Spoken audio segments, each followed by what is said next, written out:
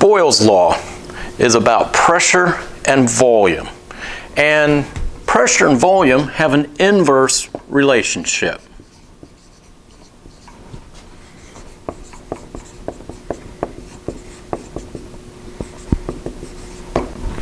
An inverse relationship means that as one goes up, the other goes down. And as one goes down, the other goes up. And so as pressure rises, pressure increases, volume decreases. And the opposite is also true. Now the equation that we're going to use for Boyle's Law looks like this. It's P1 V1 equals P2 V2. This is going to be an equation that we use for Boyle's Law. Now, anytime we have an equation, we have to isolate or get the thing that we're looking for by itself on one side. And so let's say that we were looking for the new volume. Well, we would say that we would divide both sides by P2 to get V2 by itself. That's if we were looking for the volume. If we were, say, looking for the new pressure, well, then we'd have to get the pressure by itself, and we would divide both sides by the volume, the other volume. So in each case, I've taken Boyle's Law and I've rearranged it to solve for whatever it is that I'm looking for. In this case, I'm looking for volume. In this case, I'm looking for pressure. At any rate, when we do these calculations, we will find that as we increase the pressure, the volume decreases, and as we decrease the pressure, the volume increases. And this should make sense. If you take something and you squeeze it, what do you think is going to happen to the pressure on the inside? If you're squeezing it, it's going to go up, just like pumping air into a tire. You're squeezing the air into the tire. Or if you let it relax, well, then the pressure is going to go down as well.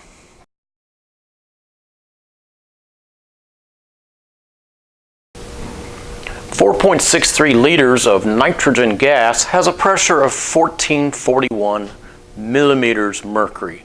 If the volume decreases to 1.95 liters, what is the new pressure? Well, this is a Boyle's Law problem, and that means we have P1 V1, P2 V2. All right, I'm going to make a table to go with this, and we're going to have a volume 1 and a pressure 1, and we're going to have a volume 2 and a pressure 2. And our volume that we start with is 4.63 liters, and our pressure that we start with is 1441 millimeters mercury. And our new volume is 1.95 liters, and our new pressure, I don't know what it is. Now our next step is going to take our formula and we rearrange, and we're going to solve for P2, and the way we're going to do that is we divide both sides by V2, and when we do that we will get P1 V1 over V2 equals P2. That's the equation that we're going to use. Now we have our equation, we have our values which we pulled out of the problem. All it's left to do right now is put it in our formula and then get it into our calculator. So let's see. P1 was 1441 millimeters mercury. V1, well, that was 4.63 liters. And now we need V2. And V2 is 1.95 liters. And we're ready to put this in our calculator. And so we pull out our calculator and we have 1441 times 4.63 divided by 1.95. And that gives me 33,421.45. We'll go ahead and write down this number, 3421.5. Now we need to do significant figures. We have 4 significant figures there. We have 3 significant figures there. We have 3 there. We go by the least number of significant figures, which would be 3 sig figs. And so we go 1, 2, 3, go one more over. We're going to drop that and change that to a placeholder 0. and that should be millimeters mercury, because that's what we're looking for. And so our final answer is 3,420, which is 3 significant figures.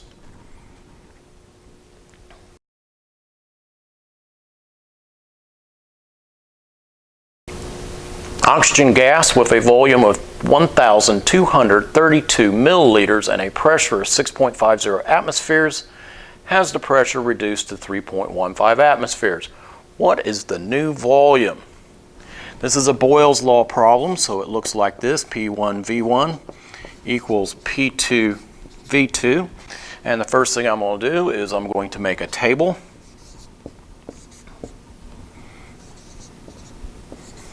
And pull out our numbers from our word problem. As usual, this is to help keep us organized. So let's see, P1, that's 6.50 atmospheres. There it is right there. V1, well, that's 1,232 milliliters. P2 has been reduced to 3.15 atmospheres. And volume 2, I don't know what that is. Now our next step is to take our equation and rearrange it to get what we want. And so I'm going to divide both sides by P2 to get V2 by itself. And so this will be P1 V1 over P2 equals V2. So I've rearranged my equation.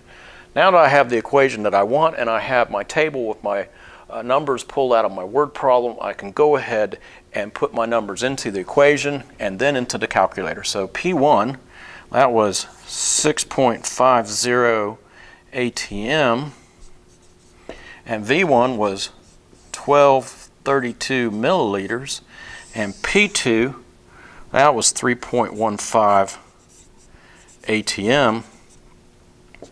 And let's go ahead and put that in our calculator. Let me clean up this 3 here, make it a little bit easier to read. 3.15 atmospheres. Now we can go ahead and put it in our calculator. And so let's see what we get. 6.5 times 1232 divided by 3.15. And that is 2,542. Let's see what we got here. I got 2,542.22, as many 2's as you want. And we should go ahead and do significant figures. How many significant figures do we have right there? Well, we have 3. We have 3 because that's a trailing 0. It's in the back. But we have a decimal, which makes all trailing zeros significant, trailing zeros. So we have 3 there. 1, 2, 3, 4. We have 4 significant figures here. We have 3 right over here. And so we go by the least number of significant figures, which would be 3, because that's 4 right there. And so we just go out 3 significant figures. We go 1, 2, 3. We're going to drop this 2 and change it to a placeholder 0 so that we have 3 significant figures. And it has 2,540 milliliters. It's the volume that we're looking for, so that we have 3 significant figures here with a trailing 0, which is without a decimal place. It makes it a placeholding 0. 3 sig figs in the answer. So our final answer is 2,540 milliliters.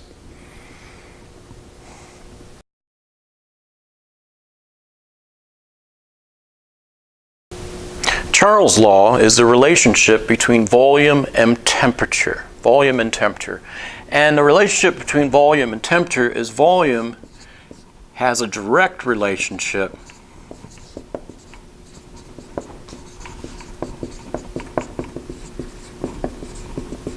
to temperature.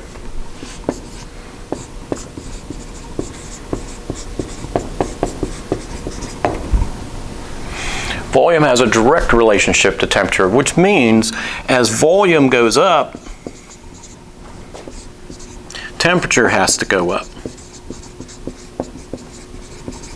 And the other relationship holds as well. As temperature goes down, volume goes down. They go down and they go up together. Now the equation that we're going to use is going to be V1 over T1 equals V2 over T2. Now there is a very important thing about gases when we're using temperatures. Temperatures must be in Kelvin.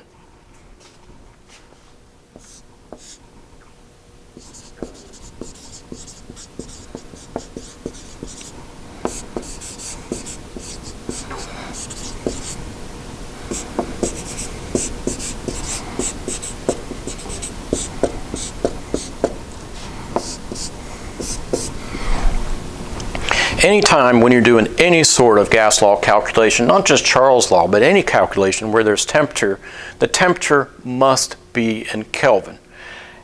And the reason is because if you put in a negative temperature in here, you're going to get negative volumes over here if you do that. If you have a negative temperature over here, it's going to cause this side to go negative as well. And so there's no such thing as a negative volume. So we must be very careful that our temperature units are always in Kelvin, which means that as soon as we see a temperature, we've got to be prepared to add 273 to that degrees Celsius. So we say degrees Celsius plus 273 will get us our Kelvin temperature. And likewise, if we want to get back from Kelvin into degrees Celsius, we'll do the opposite, which is to take our Kelvin, subtract off 273, and that'll get us back into degrees Celsius. So Charles' law, it's the volume and the temperature, and the volume and the temperature are directly related to each other. And as what that means is volume goes up, temperature goes up. As volume goes down or temperature goes down, the other one goes down. And this is the equation that we're going to use, V1 over T1 equals V2 over T2. And we must absolutely have any calculations we do, we have to change our degrees Celsius into Kelvin. And when we're finished, if we have an answer that we're looking for in temperature, then we've got to change our answer, which we'll get in Kelvin. We've got to change it back to degrees Celsius.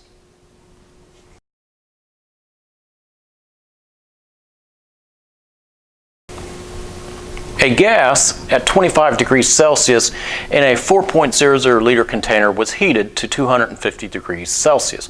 What is the new volume? Well, let's see. We've got a pair of temperatures and got a pair of volumes. So the equation that we're going to use is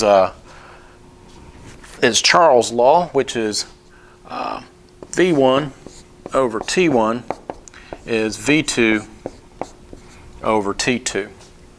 Now I'm going to go ahead and make a chart here, a little table, V1, T1, V2, T2, and go ahead and pull down our numbers from our problem. Let's see, V1 was 4.00 liters, and T1 was 25 degrees Celsius, and V2 is, well, we don't know what that is. And T2, well, that's 253 degrees Celsius.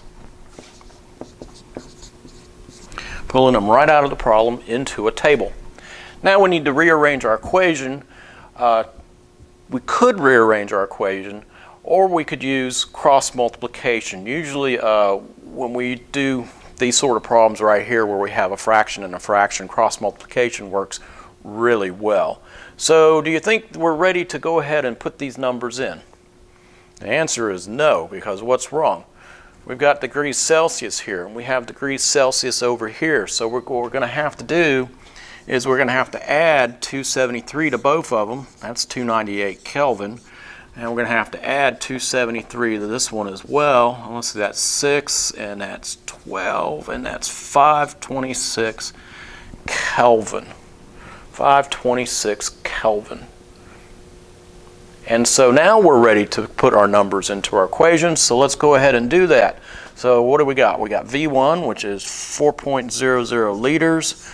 We have T1, which is 298 Kelvin. Be sure that you're getting the Kelvin answer. Don't come back up here and go ahead and put in 25, because that will not work. And let's see, we got V2, I don't know what that is, and I've got the final temperature, which is 526 Kelvin.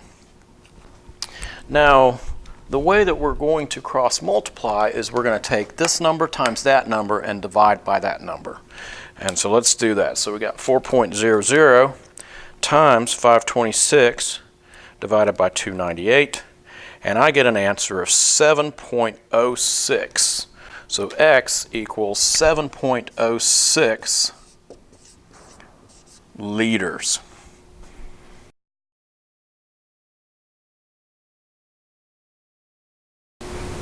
N2 gas at 21 degrees Celsius in an 8.05 liter container has the volume reduced to 3.15 liters. What is the new temperature? Well, this has a pair of pressures and a pair of volumes, so this is going to be Boyles Law, which is V1 over T1 equals V2 over T2.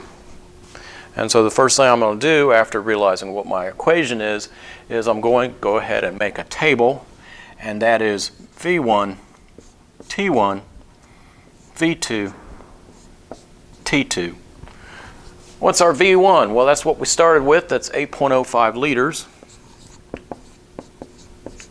And our T1, well, that's 21 degrees Celsius. There it is right there. And our V2, well, that was reduced to 3.15 liters. And our T2, we don't know what it is.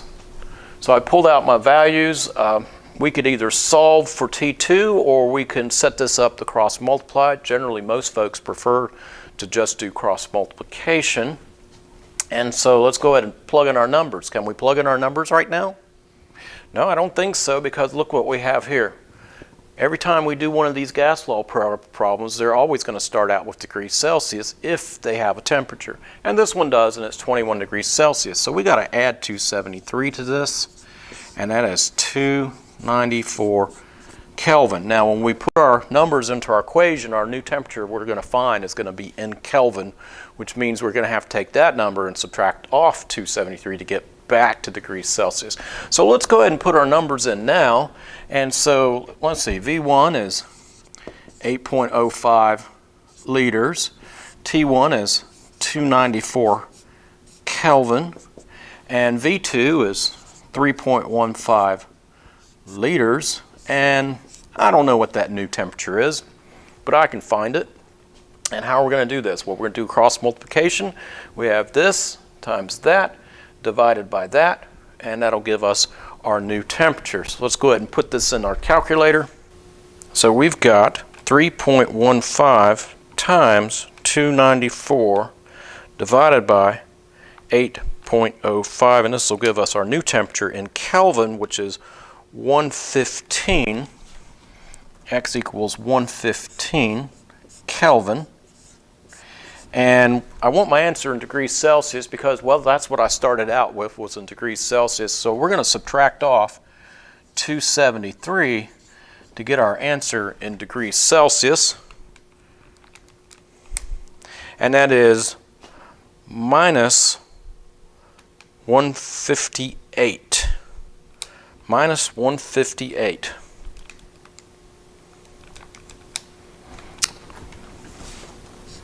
(158 degrees Celsius, which is pretty cold, but this should be expected. We went from a larger volume to a smaller volume, and remember, the temperature goes together. They go together, and so as we reduce one, we reduce the other, and so we did get our answer in Kelvin, and we had to subtract off 273 to get 158 degrees Celsius.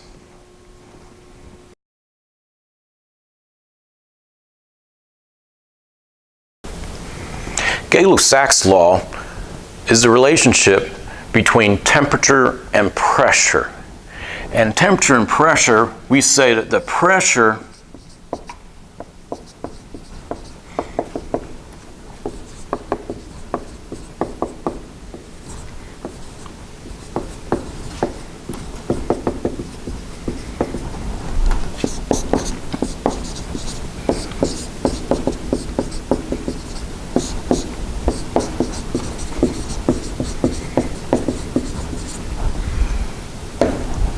we say that the pressure is directly proportional to the Kelvin temperature. Now, I've underlined Kelvin because it is so important that any calculations that we do with temperature must be in Kelvin, any of them. And so we're often going to have our problems are going to be in degrees Celsius, which means the first thing you've got to do is convert your Celsius to Kelvin. And by doing that, you just add 273 to it and you get Kelvin. And when you get your answer, if you're looking for an answer that's in temperature, then your answer you'll have to take, which will be in Kelvin, and you will have to subtract off 273 to get back degrees Celsius. So this equation here, Gay-Lussac's law, uses temperature, and that temperature must be in degrees Celsius. And so what do we mean by the pressure is directly proportional? That means that as the pressure goes up, temperature must go up as well. Goes up as well. And as the temperature goes down, the pressure goes down. Temperature goes up, pressure goes up. And that's what it means to be directly proportional. So this is Gay-Lussac's law. It's the relationship between temperature and pressure. And the equation that we're going to use for Gay-Lussac's law looks like this. It's going to be P1 over T1 equals P2 over T2. This is the relationship that we're going to use when we do calculations using pressures and temperatures, a pair of pressures and a pair of temperatures, and that's going to be Gay-Lussac's law, and this is the equation that we're going to use. Keeping in mind, always use Kelvin in this calculation.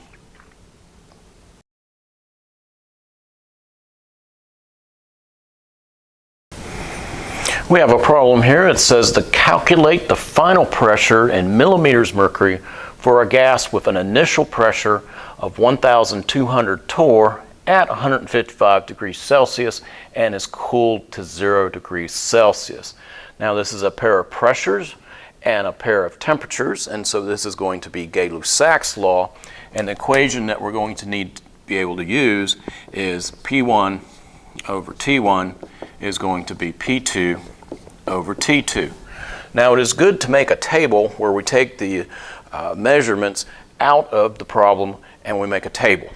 And so we're going to have P1 T1, we're going to have P2 T2, and let's go ahead and get the units out of the problem. So our initial pressure, well, that was initial pressure, that's 1,200 torr over there. There it is. And the initial temperature was 155 degrees Celsius. And the final pressure, well, I don't know what that is. And the final temperature, that's 0 degrees Celsius. Right here. That's 0 degrees Celsius. Now, whenever we do these problems, we have to make sure that whatever units we have are the units that we should be using. Now, we're asked for final pressure in millimeters mercury. If we do this calculation, our pressure will actually be in torr if we don't change this to millimeters mercury first. And so the relationship between torr and millimeters mercury is that 760 torr equals 760 millimeters mercury, or it's 1 to 1. It's very easy to switch from millimeters mercury and torr. All you have to do is just change the units. You don't really have to do anything to the number, so I'm going to do that. I'm going to change this to millimeters mercury. So it's 1,200 millimeters mercury. And that's what we want, because that's final pressure in millimeters mercury. And so now when we do the calculation, our answer will be in millimeters mercury. So we're not going to use that as it is. The other problem that we have with our units, and this is very common in gas law problems, is that the temperature is given to us in degrees Celsius. Well, we have to fix that as well. And so I will add 273 to both of them. So let's see, that's 8, and that's 12, and that's 428 Kelvin. 428 Kelvin. And temperature 2, well, that's also in degrees Celsius, so let's add 273 to it as well, and I get 273 Kelvin. So we have our numbers pulled out of the equation, and they're all in the appropriate form. And so let's go ahead and plug in our numbers. And we got, let's see, P1 is 1,200 millimeters mercury. And T1 is 428 Kelvin. And P2, well, I don't know what that is. And T2 is 273 Kelvin. And so I'm going to go ahead and put this in my calculator, cross multiply. It'll be this 1,200 times 273 divided by 428. and I get an answer of 765 millimeters mercury. Remember, we're calculating pressure here. The new pressure, we started with millimeters mercury. That's what our new pressure is going to be in. So there's your answer in millimeters mercury.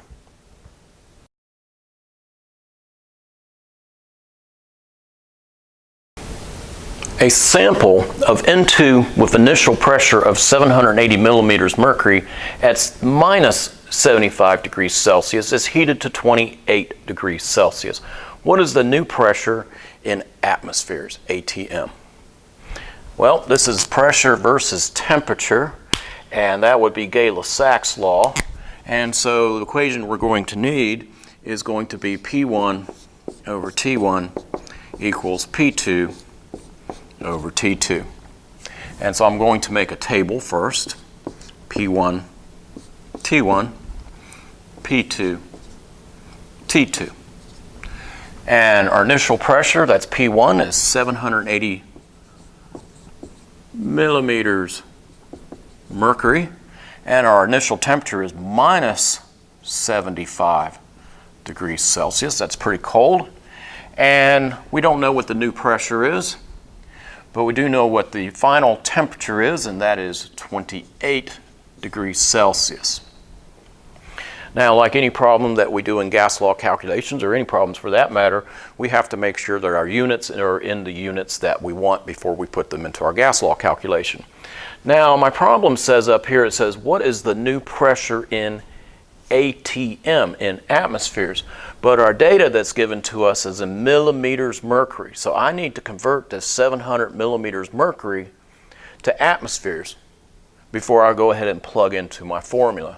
So the relationship is 760 millimeters mercury for every atmosphere. And if you recall, anytime we have a unit over a unit, this means that this is a conversion factor. This is how we're going to go from this millimeters mercury to atmospheres.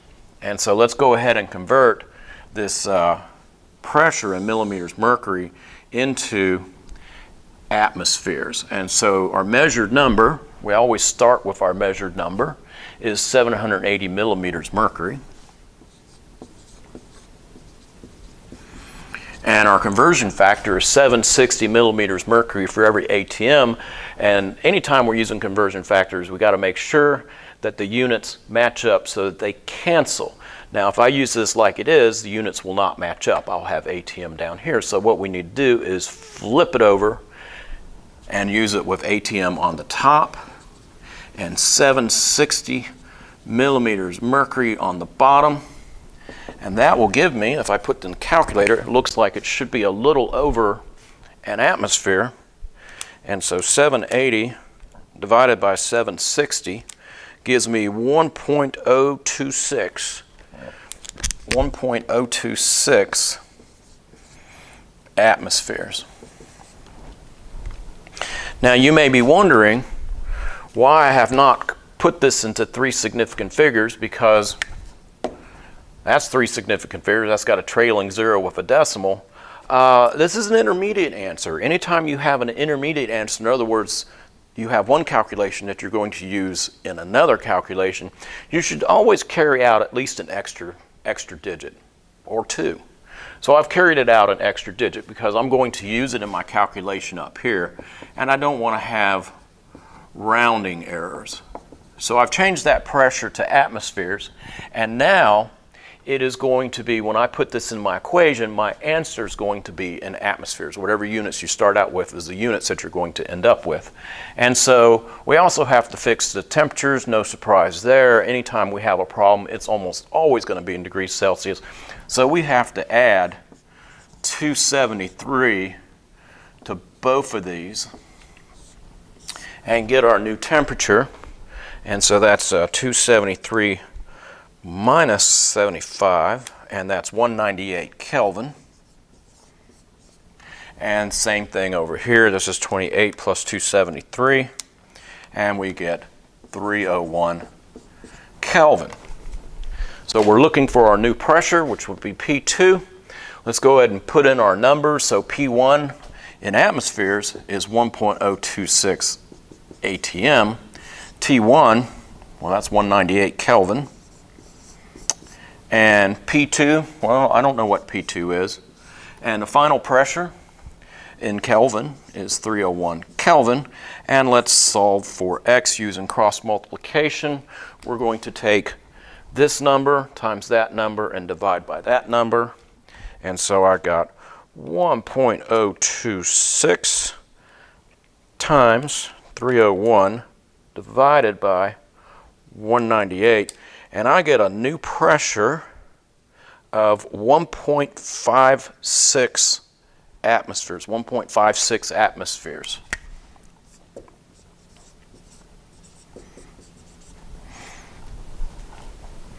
So that's my new pressure, 1.56 atmospheres. If I start at 780 millimeters mercury at minus 75 and increase the temperature to 28 degrees Celsius, we get 1.56 atmospheres.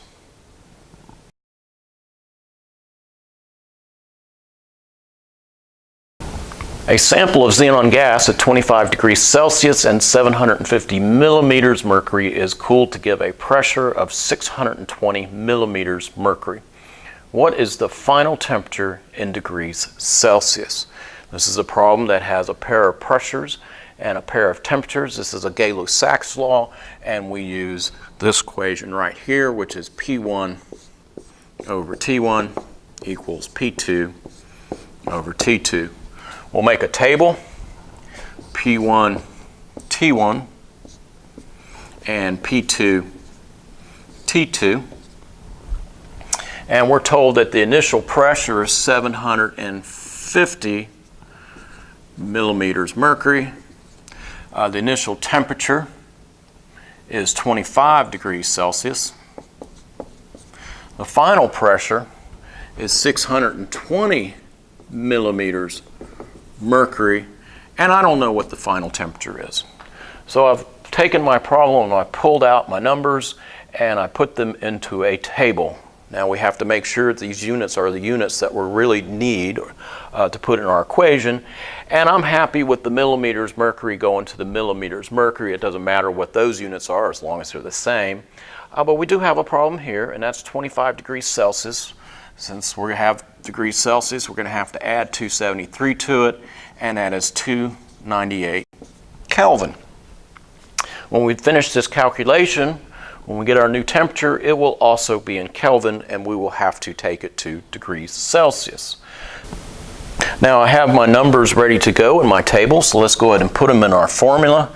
So P1 would be 750 millimeters mercury. T1 would be 298 Kelvin. P2 is 620 millimeters mercury. And T2, I don't know what that is, but the answer that I get is going to be in Kelvin.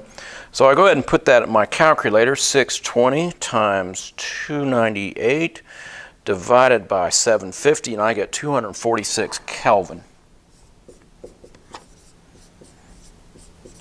Now, that's not what I'm looking for. What I am looking for is degrees Celsius. So if I added 273 to get to Kelvin, I'm going to subtract 273 to get to degrees Celsius.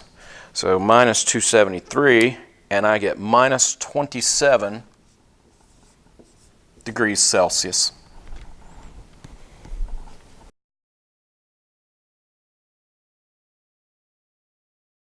A sample of helium gas with a pressure of 250 torr at 0 degrees Celsius is heated to give a pressure of 1,250 torr. What is the new temperature in degrees Celsius? This is a pressure versus temperature problem. This is Gay-Lussac's law, and this is P1 over T1 equals P2 over T2. Now I'm going to make a table, P1, T1, P2, T2, and the starting pressure is 250 torr, and the starting temperature is 0 degrees Celsius, and our final pressure is 1250 torr, And I don't know what the new temperature is. That's what we're looking for. We're looking for the new temperature. And so I have degrees Celsius, and any gas law problems that we do that has degrees Celsius, we have got to put them in the Kelvin, because you can't do the calculations with degrees Celsius. So we have plus 273, and that is 273 Kelvin. Now we can go ahead, since we have our units the way we want them, we have torr going to torr, we don't have to change anything there, and we have our temperature in Kelvin. Let's go ahead and put our numbers into our formula. And so P1 is 250 torr, T1 is 273 Kelvin, and the new pressure is 1250 torr, and the new temperature, I don't know what that is. So we're going to solve for the new temperature by using cross multiplication. We're going to multiply this number by that number and divide by that number to get a new number. And so I'm going to put this in my calculator. And so we say 1250 torr, and that's times 273, and that's divided by 250. And I get 1365. 1365 Kelvin.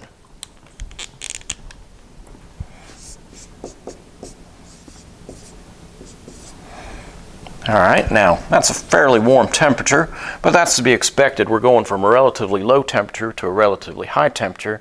And since we got our new temperature in Kelvin, we have to subtract off 273 to get degrees Celsius. So minus 273, and I get 1092 degrees Celsius.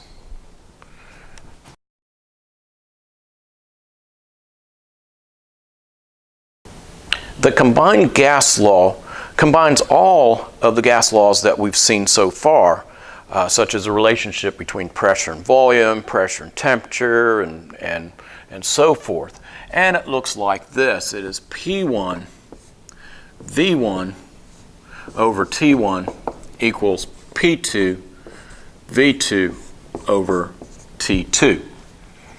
With this combined gas law, we capture the three gas laws that we just finished. And so it shows the relationship between pressure, volume, and temperature. And it's used for problems where you have pairs of values. In other words, you have a pair of pressures and a pair of volumes, or maybe a pair of temperatures and a pair of volumes, or maybe a pair of pressures and a pair of temperatures. But at any rate, you're going to have at least two pairs. You can have at most three pairs, where you have a pair of pressures, a pair of volumes, and a pair of temperatures. So this is the combined gas law. It shows you the relationship between the three different laws. Now, the combined gas law is pretty handy for doing things like Gay-Lussacs Law, Charles' Law, whatever, in that if you start with the combined gas law, if you start with it, then if you have a pair of pressures and a pair of volumes, for instance, then all you have to do is cover up the part that is not changing, the part that is held constant. So at constant temperature, you get this, P1 V1 equals P2 V2. At constant pressure, you would cover up your pressures, and you would have V1 over T1 equals V2 over T2. And at constant volume, we would do the same thing, where we would cover up our volumes, and we have P1 over T1 equals P2 over T2. So any pairs that were not, so when we have pairs, any numbers that either don't appear in the problem or it says held constant, well, then that's the variable that we will cover up, and you will get the original equation that you were looking for.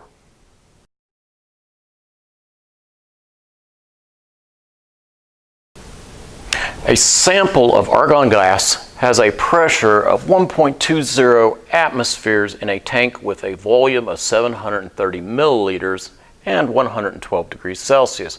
What is the final volume in milliliters if the pressure changes to 658 millimeters mercury and the temperature changes to 14 degrees Celsius? Now we have pairs all over the place. We have pairs of pressures, we have pairs of volumes, and we have pairs of temperatures. This is going to be our combined gas law equation, P1 V1 over T1 equals P2 V2 over T2. Now I'm going to make a table, and we're going to make a table with pressures, pressure 1 and volume 1 and temperature 1 and pressure 2, volume 2, and temperature 2. And so our initial pressure is 1.20 atmospheres. Our initial volume is 730 milliliters, and our initial temperature is 112 degrees Celsius. Now our ending pressure, or pressure 2, is the 658 millimeters mercury, and our ending volume is, we don't know what the ending volume is, and our final temperature is 14 degrees Celsius. Now, anytime we do any gas law problems, we have to make sure the units are in the units that we want, and the first thing I notice is that with pressures is that the units are different, so we have to change one or the other to be the same. Now, in this problem, since we're not looking for a pressure, we're already given the pressures, we just need to pick one. Well, I'm going to pick the 658 millimeters mercury and turn that into atmospheres, and so we're going to have to make a conversion here. So it's 658 millimeters mercury. The relationship is 760 millimeters mercury for every 1 atmosphere.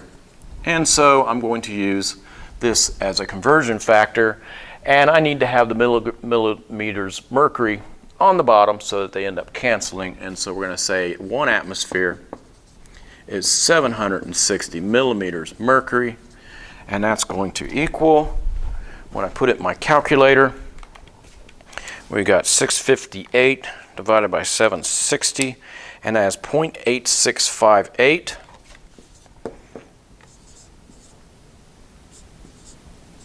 And atmospheres. And so that's what we're going to put over here.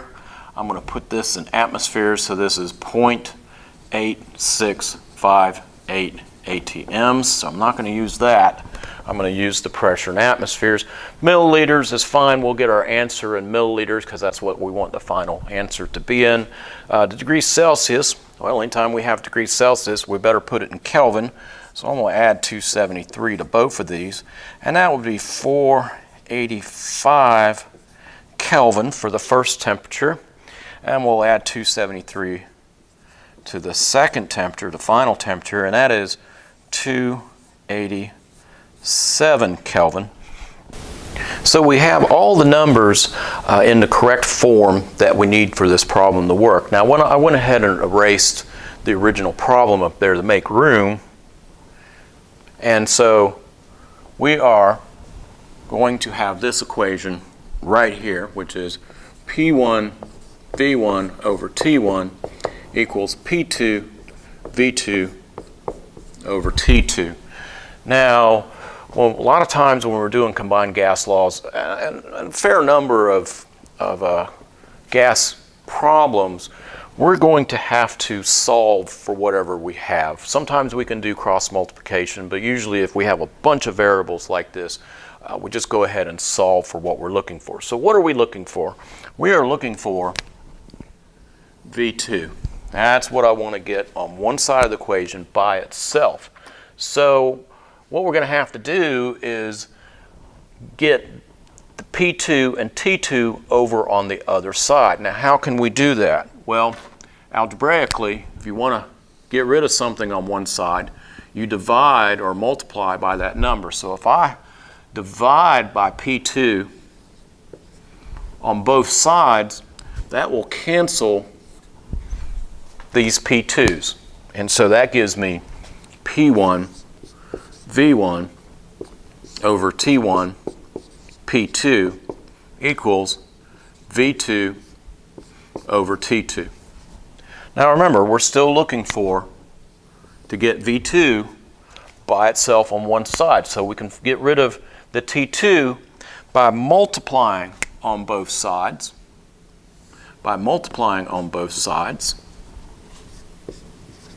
And that will allow us to cancel the T2s, and now we have the T2 on that side, and now we have V2 all by itself.